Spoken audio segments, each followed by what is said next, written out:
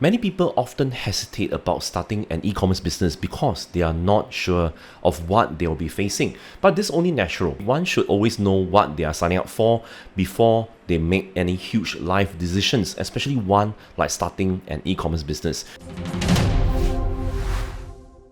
So in this series of videos, I shall review the top 3 challenges met by new Amazon sellers, and these are honest opinions gathered from my own experience as a seasoned Amazon seller and from coaching hundreds of Amazon sellers to their success.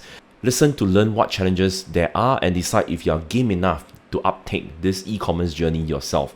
So now here comes the number 1 challenge: engaging trustworthy suppliers. So most of the time, new Amazon sellers will have trouble finding trustworthy Chinese suppliers to work with. Many new sellers like to work with Chinese suppliers because their goods are affordable and have quality. But they are so new to the e-commerce industry, these sellers may not know what the suppliers are talking about when they make an order. For example, what are the MOQs, or minimum order quantity, for a product? Are there alternative ways of shipment available? Can the prices of certain products be lowered?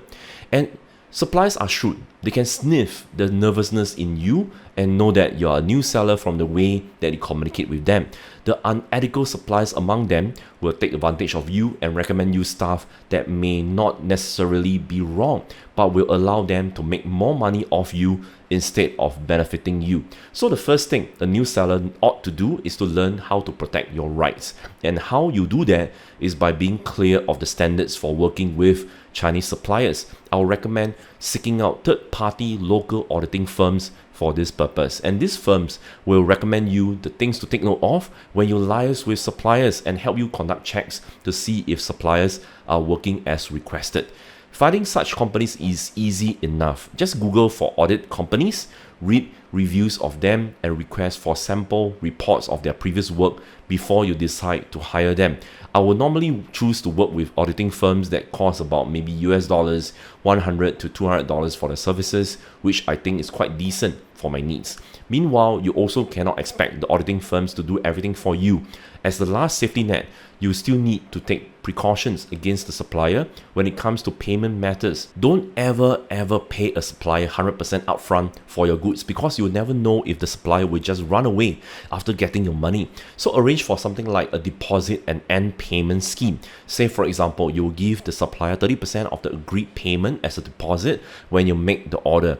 Only after an audit is carried out by a trusted auditing firm and when they confirm that your goods are ready for shipment, then you pay the suppliers the remaining 70% as the end payment. Up to date, my suppliers and I always find this 30% deposit and 70% end payment a reasonable enough arrangement. But of course, you can come up with other percentages if you like.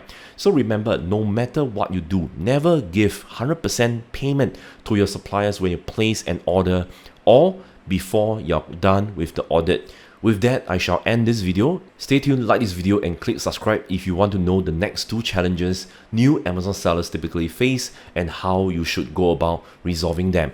See you in the next video.